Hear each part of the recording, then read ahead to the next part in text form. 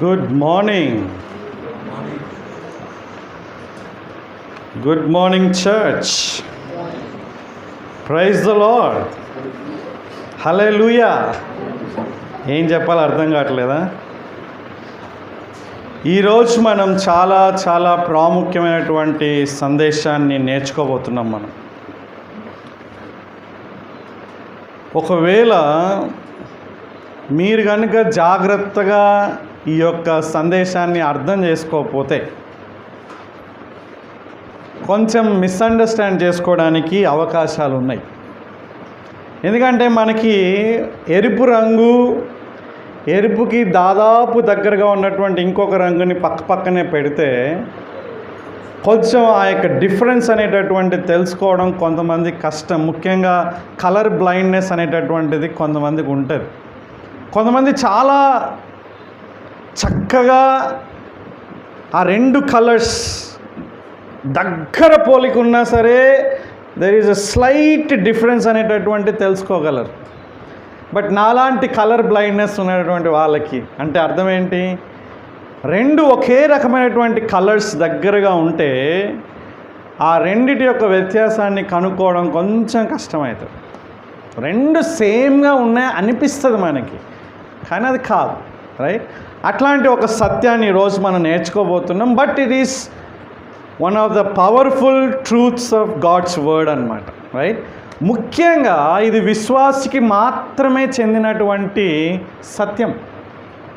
అంటే ఇప్పుడు మనం నేర్చుకోబోయేటటువంటి ఈ యొక్క సత్యం ఒక అవిశ్వాసిగా, అంటే దేవుణ్ణి నమ్ముకోకుండా దేవునితో సంబంధం లేకుండా నువ్వు కనుక ఉన్నట్లయితే ఇది నీకు చాలా కష్టతరంగా ఉంటుంది. ఇది నీకు అన్యాయంగా కూడా అనిపిస్తుంది.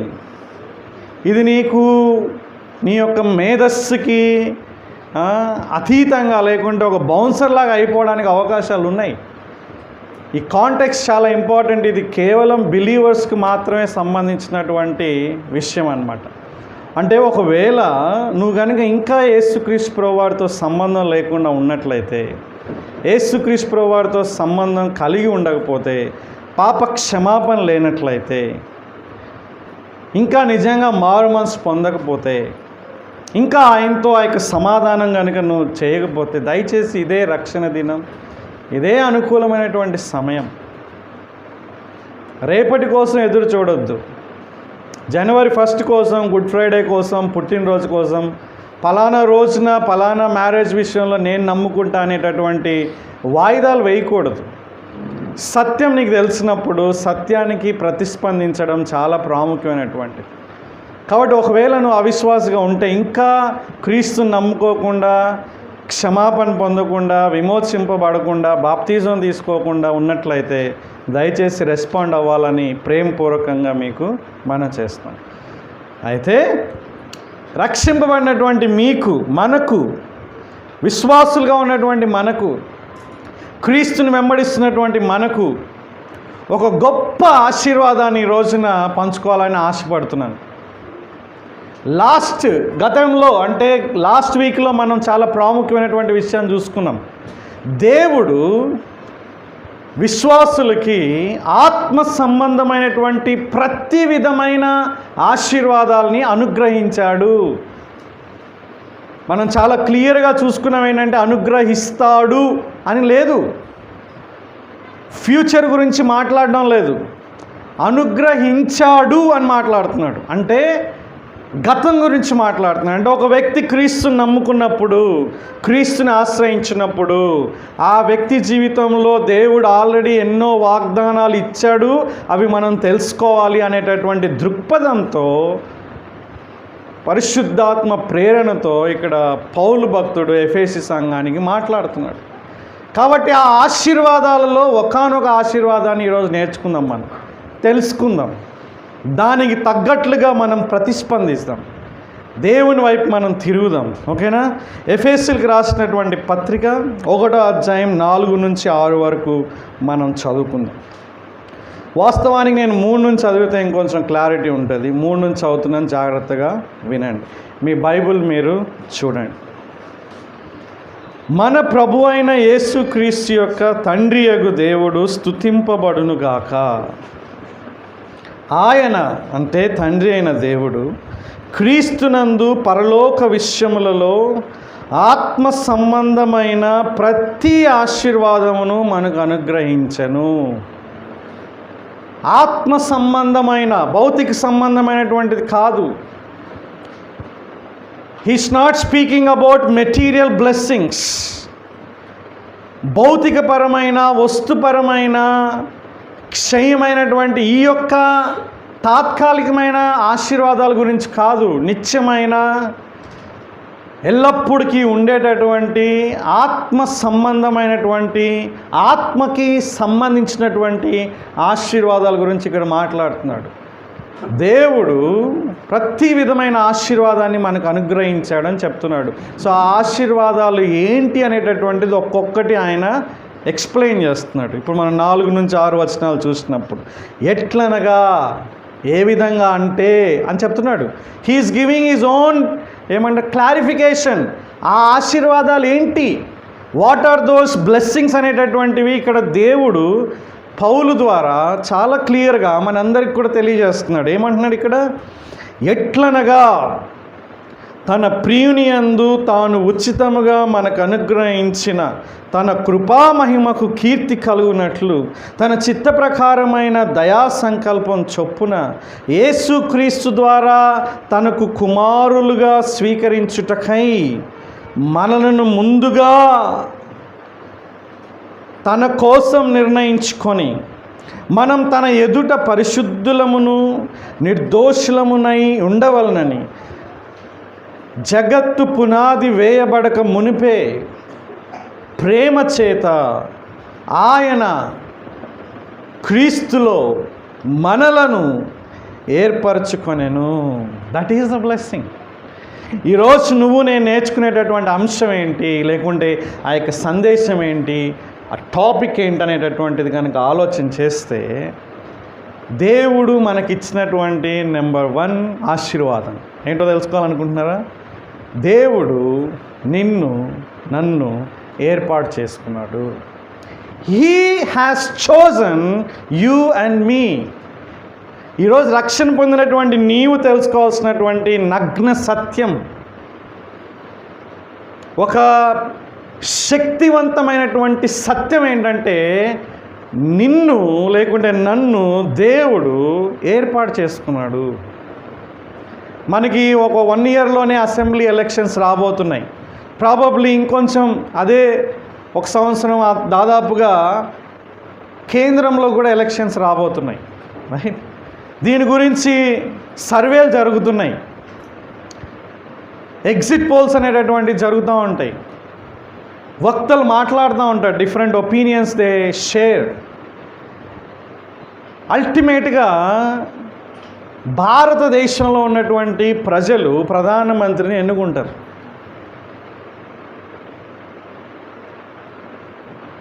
తెలంగాణ రాష్ట్రంలో ఉన్నటువంటి ప్రజలు రాష్ట్ర ముఖ్యమంత్రి గారిని ఎన్నుకుంటారు. మనం ఎన్నుకుంటున్నాం ఇక్కడ. We're electing people. అందుకే ఇది ఎలక్షన్స్ అంటున్నారు. ఇంకో మాటలో చెప్పాలంటే ఎన్నుకునేది ఎవరు? ప్రజలు. ఇది ప్రజాస్వామ్యం. రాజరికం ఉన్నప్పుడు రాజులు డిసైడ్ చేసేటటువంటి వాళ్ళు. సో ఇప్పుడు ప్రజలు ఎవరు ముఖ్యమంత్రి ఉండాలి, ఎవరు ప్రధానమంత్రి ఉండాలి అనేటటువంటిది ఎన్నుకుంటున్నారు. ఆ తర్వాత ముఖ్యమంత్రిగా ప్రధానమంత్రిగా ఉన్నటువంటి వాళ్ళు ఎవరు ఏ మినిస్టర్గా ఉండాలని వాళ్ళు ఎన్నుకుంటున్నారు. అప్పుడు ప్రజలు ఎన్నుకోవడం లేదు. ప్రైమ్ మినిస్టర్ చూసెస్, అంటే ఆర్థిక మంత్రి ఎవరు ఉండాలి, హోం మంత్రి ఎవరు ఉండాలి, ఫైనాన్స్ మినిస్టర్ ఎవరు ఉండాలి, ఇవన్నీ కూడా, రక్షణ మంత్రి ఎవరు ఉండాలి, దేశానికి ప్రతినిధులుగా రాయబారులుగా ఎవరు ఉండాలని ప్రధానమంత్రి తన యొక్క సమూహంలో లేకుంటే ఒక టీమ్గా ఆయన నిర్ణయాలు తీసుకోవచ్చు, వ్యక్తిగతంగా కూడా తీసుకోవచ్చు. అలాగే మన ముఖ్యమంత్రి కూడా నిర్ణయాలు తీసుకుంటాడు. మీ అందరూ అనుకుంటున్నారు ఎందుకు ఈ ముఖ్యమంత్రి ప్రధానమంత్రి అంటే, ఏ విధంగా అయితే నువ్వు ఎన్నుకున్నావో, ఏ విధంగా అయితే ముఖ్యమంత్రులు వాళ్ళు ఎన్నుకుంటున్నారో, ఇక్కడ దేవుడు కూడా నిన్ను ఎన్నుకున్నాడు అని చెప్తున్నాడు. ఇక్కడ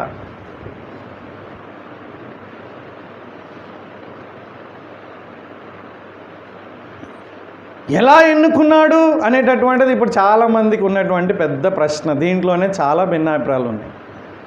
ఈరోజు మనం నేర్చుకోబోయేటటువంటి అంశం ఏంటంటే దేవుడు నిన్ను నన్ను ఎన్నుకున్నాడు. అయితే 3 విషయాలు నేర్చుకుందాం దీంట్లో. ఎలా ఎన్నుకున్నాడు, నెంబర్ 1. ఎప్పుడు ఎన్నుకున్నాడు, నెంబర్ 2.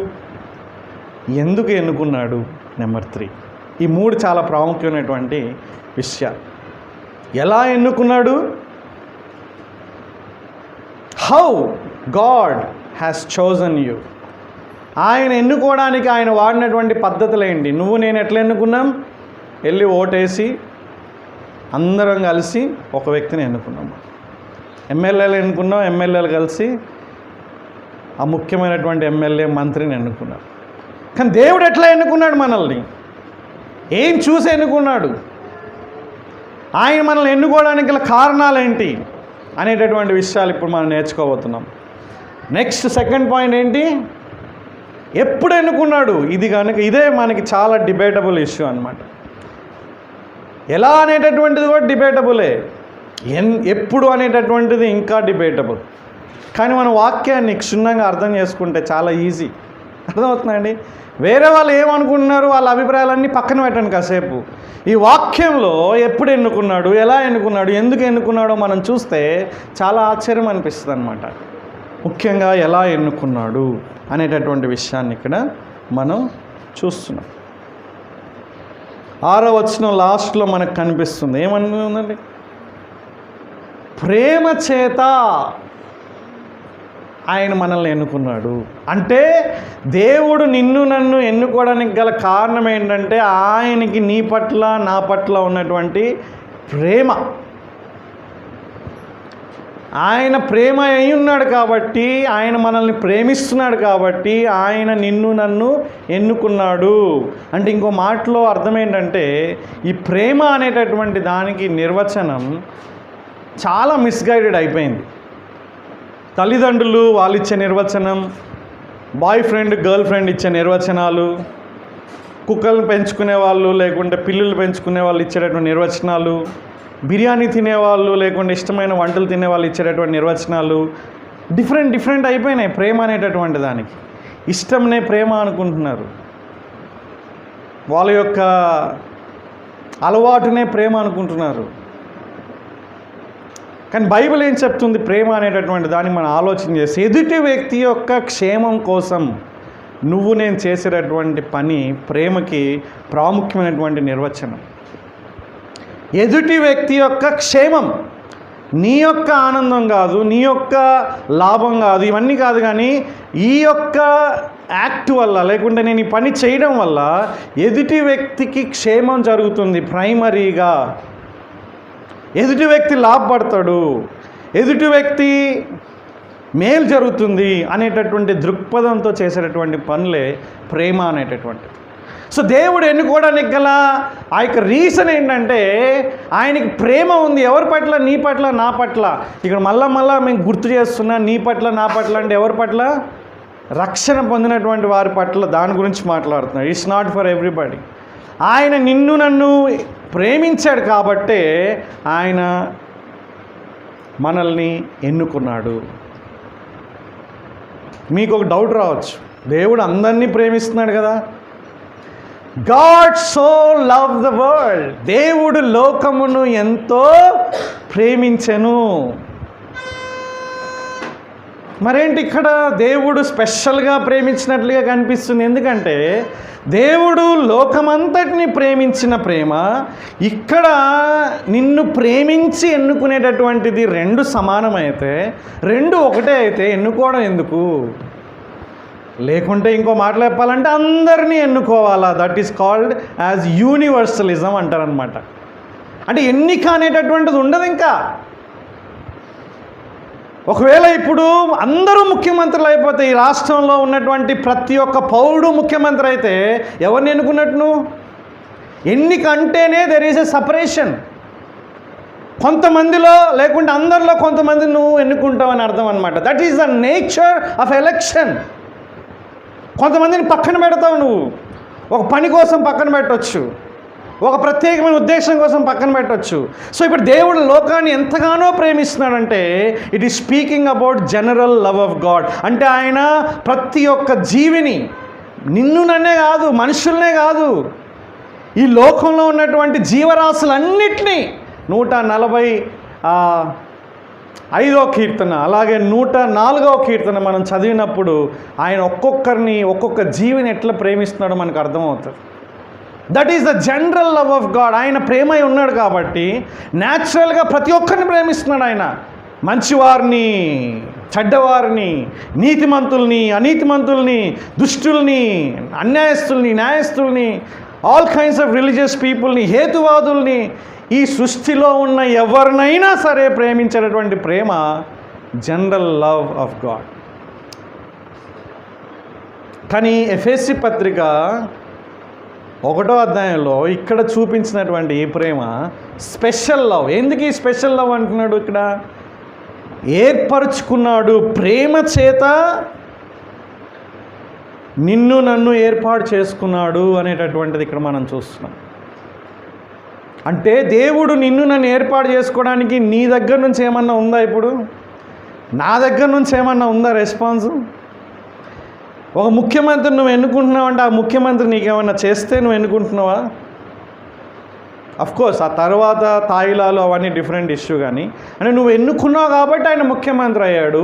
ఆ ముఖ్యమంత్రి అయ్యాడు కాబట్టి ఆయన కొన్ని చేస్తున్నాడు. ముఖ్యమంత్రి అయ్యే ముందు నిన్ను వేడుకుంటున్నాడు. కానీ ఇక్కడ అట్లాంటిది ఏం లేదు. ఇక్కడ ఎలక్షన్ అనేటటువంటిది ప్యూర్లీ బై హిమ్సెల్ఫ్. ఆయననే చూస్ చేసుకున్నాడు అనమాట. ఇట్లా అంటే ఎలాగంటే ఏ డ్రెస్ వేసుకోవాలో నీ ఇష్టం కదా. ఏదైతే డ్రెస్ వేసుకోవాలనుకున్నా ఆ డ్రెస్ నువ్వు వేసుకొని వచ్చావు ఈ రోజున. అలాగనే ఎవరిని ఎన్నుకోవాలో ఆయన ఎన్నుకున్నాడు ఆల్రెడీ. దానికి ఎటువంటి రీజన్ లేదు, కారణం లేదు. ఇక్కడ ఇచ్చినటువంటి కారణాలు ఏంటంటే ప్రేమ ద్వారా నేను ఎన్నుకున్నాడు. ఎంత గొప్ప విషయం అండి. రెండవ ప్రాముఖ్యమైనటువంటి విషయం ఎలా ఎన్నుకున్నాడు అనేటటువంటి దాంట్లో అదే వచనంలో మనకు కనిపిస్తుంది. ప్రేమ చేత ఆయన క్రీస్తులో మనల్ని ఏర్పరచుకునేను. చూసినారని అంటే ఇంకో మాటలో క్రీస్తును బట్టి మనల్ని ఏర్పాటు చేసుకున్నాడు. క్రీస్తు ద్వారా మనల్ని ఏర్పాటు చేసుకున్నాడు. దయచేసి అర్థం చేసుకోవాలి. ఇదే మాట పైన కూడా మనకు ఉంటుంది.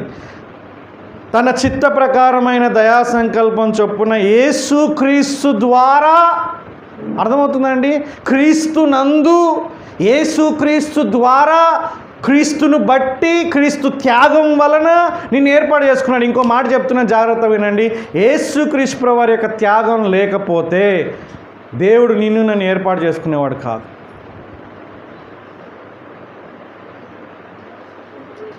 ఈరోజు నువ్వు నేను దేవుని యొక్క ఎన్నికలో ఉన్నామంటే కారణం ఏంటంటే క్రీస్తు యొక్క త్యాగం చాలా చాలా ప్రాముఖ్యమైనటువంటిది. క్రీస్తు త్యాగం లేకపోతే ఎన్నిక లేదనేటటువంటిది ఇక్కడ మనం అర్థం చేసుకోవాలి. ఇంకో మాటలు చెప్పాలంటే ఎన్నిక, క్రీస్తు యొక్క త్యాగం, ఆ రెండు కూడా ఎప్పుడో ఆ తర్వాత మనం చూడబోతున్నాం ఎప్పుడు ఎన్నుకున్నాడు అనేటటువంటి దాంట్లో అది వస్తుంది అనమాట. ఈ రెండు కూడా దేవుని యొక్క ఏర్పాటులోనే ఉన్నాయి. ఆయన నిన్ను ఏర్పాటు చేసుకున్నాడు కాబట్టి ఆయన ఏం చేస్తున్నాడు? ఇక్కడ క్రీస్తుని ఈ లోకానికి పంపించడం జరిగిందనమాట.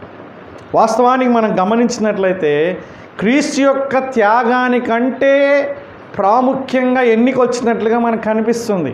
ఎందుకంటే చెప్పాలండి, దేవుడు నిన్ను ఎన్నుకున్నాడు కాబట్టి ఆయన ఈ లోకానికి క్రీస్తుని పంపించాడు. ఒకవేళ ఆయన నిన్ను ఎన్నుకోకపోతే, లేకుంటే ఎవరిని ఎన్నుకోకపోతే, ఈ లోకంలో ఎవరిని కూడా ఆయన ఎన్నుకోకపోతే, ఎవరిని ఏర్పరచకపోతే ఆయన క్రీస్తుని పంపించాల్సిన అవసరం కూడా లేదు. అర్థమవుతుందా ఈ యొక్క విషయం? యేసుక్రీస్తు ద్వారా మనం ఆయనకి కుమారులుగా, కుమార్తెలుగా, పిల్లలుగా, ఆయనకి పిల్లలుగా అవ్వడానికి క్రీస్తు అనేటటువంటి వ్యక్తి చాలా ప్రాముఖ్యమైనటువంటి కారణం. మీరు కనుక బైబిల్లో గమనించినట్లయితే దేవుని యొక్క ఎన్నిక డిఫరెంట్ ప్లేసెస్లో మనకి ఇవ్వబడింది, డిఫరెంట్ ఫీల్డ్స్లో ఇవ్వబడింది. కొంతమంది అన్నీ చూసుకొని అది దీనికి సరి సమానంగా చూస్తారు. అక్కడ మనం జాగ్రత్తగా ఉండాలి. నెంబర్ 1, దేవుడు ఇజ్రాయేల్ ప్రజల్ని ఎన్నుకున్నాడు.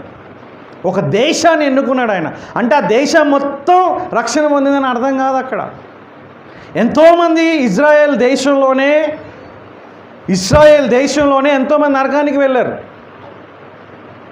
కానీ దేవుడు ఆ దేశం మొత్తాన్ని ఎన్నుకున్నాడు. ఆయన ఎందుకు ఎన్నుకున్నాడు? రక్షణ కోసం ఎన్నుకోలేదు, వేరే పర్పస్ ఉందన్నమాట. ఏంటా పర్పస్? ఆ ఇజ్రాయెల్ దేశాన్ని ప్రత్యేకపరిచి ఆ ఇజ్రాయెల్లో ఉన్నటువంటి గోత్రంలో ఒక గోత్రాన్ని ఎన్నుకొని ఆ గోత్రంలో నుంచి క్రీస్తు వచ్చి క్రీస్తు యొక్క త్యాగం వలన ప్రపంచ మానవాళికి ఆయన పాప క్షమాపణ దయచేయాలని ఇజ్రాయెల్ దేశాన్ని ఆయన ఎన్నుకున్నాడు. రోమాపత్రిక 9వ అధ్యాయంలో మనకి అదే కనిపిస్తుంది. అలాగే దేవుడు కొంతమంది వ్యక్తులను కూడా ఎన్నుకున్నాడు. ఆ వ్యక్తుల్లో అవిశ్వాసులు కూడా ఉన్నారు. తన పని చేయడానికి కొంతమందిని దేవుడు ఎన్నుకున్నాడు. ఆయన యొక్క కార్యాలు నెరవేర్చడానికి ఎన్నుకున్నాడు.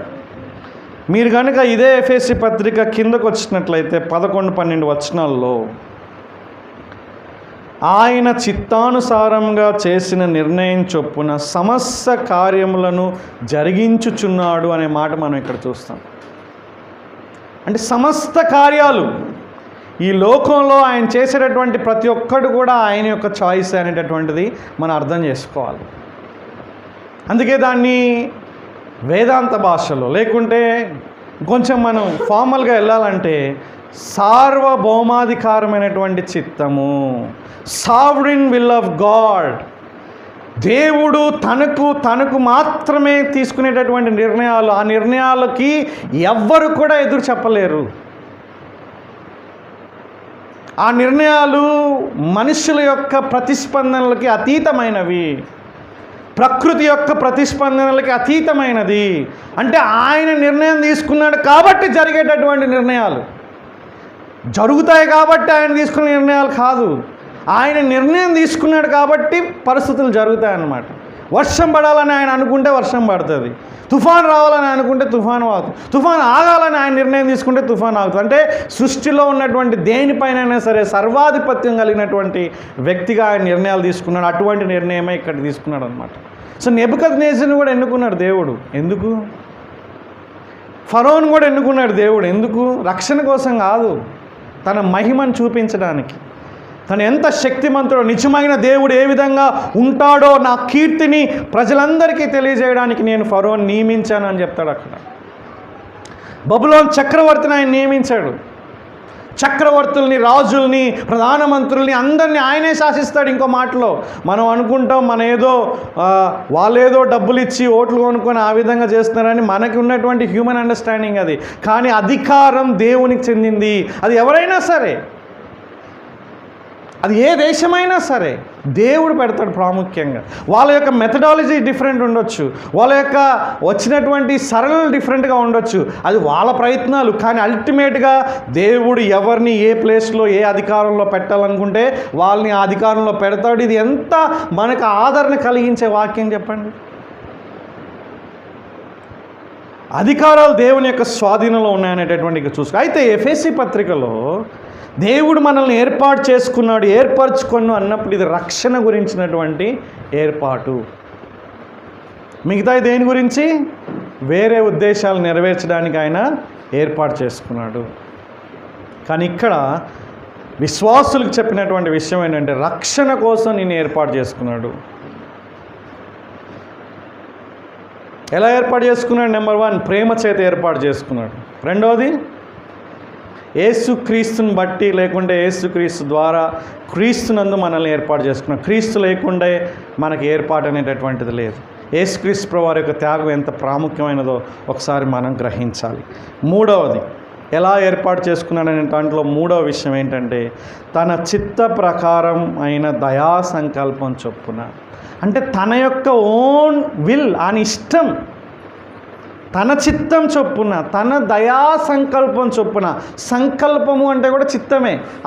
ఆ సంకల్పం ఏంటంటే దయతో కూడినది, మర్సీతో కూడినది, కృపతో కూడినది, గ్రేస్తో కూడినది. ఇంకో మాటలో అంటే కనికరంతో, ఇష్టపూర్వకంగా కనికరించి దయ చూపించి తీసుకున్నటువంటి నిర్ణయం ఇది. మామూలు కాదండి. నిన్ను నన్ను ఏర్పాటు చేసుకోవాలంటే దేవుడు దయ చూపించకుండా తీసుకోలేడు. ఎందుకంటే మనందరం కూడా శత్రువులుగా ఉండేవాళ్ళం. స్వభావ సిద్ధంగా ఆయన ఉగ్రతకి పాత్రులుగా ఉన్నాం. మనం ఆయన నిర్లక్ష్యం చేసినటువంటి గుంపులో మనం ఉన్నాం. ఆయన ఆజ్ఞలను ధిక్కరించినటువంటి పరిస్థితుల్లో ప్రతి మానవుడు ఉన్నాడు. కాబట్టి ఆయన మనల్ని ఏర్పాటు చేసుకోవాలంటే మనలో ఏ మంచి లేదు.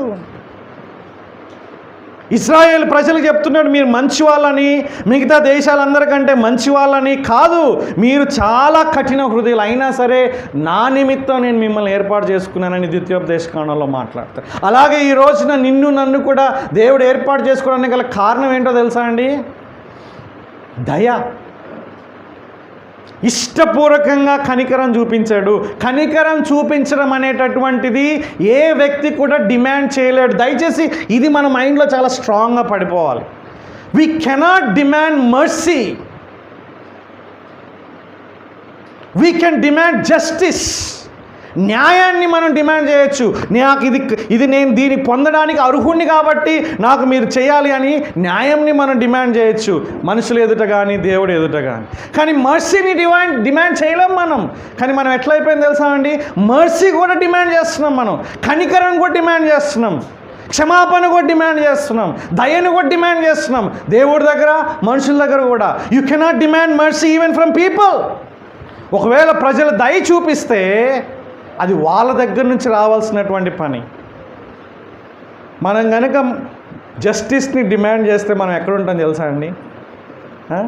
శ్రీను, నాకు న్యాయం కావాలి ప్రభువా, నాకు న్యాయం తీర్చంటే మనం ఎక్కడుంటాం తెలుసా అండి? నరకంలో ఉంటాం. నీకు నాకు కావాల్సింది న్యాయం కాదు, ఈ విషయంలో దయ. చేసిన తప్పుకి మనకు ఉండాల్సినటువంటిది శిక్ష. So don't ever demand God for justice. న్యాయం కోసం మీరు చేయకండి. అంటే ఇంకొక రకమైన న్యాయం కూడా ఉంది. మీరు అన్యాయం జరిగినప్పుడు, వేరే వ్యక్తులు మీకు అన్యాయం చేసినప్పుడు, ఆ విషయంలో ప్రభువా నాకు న్యాయం చేయ ప్రభువా, సహాయం చేయ ప్రభువా అని కోరుకోవడంలో అది వేరే కాంటెక్స్ట్. ఇక్కడ దేవుని దగ్గరికి వచ్చినప్పుడు వాళ్ళని ఎందుకు రక్షించావు, నన్ను ఎందుకు రక్షించలేదని ప్రశ్న వేసే అధికారం ఎవరికి లేదు. ఎందుకంటే ఇట్ ఈజ్ ఆల్ మర్సీ.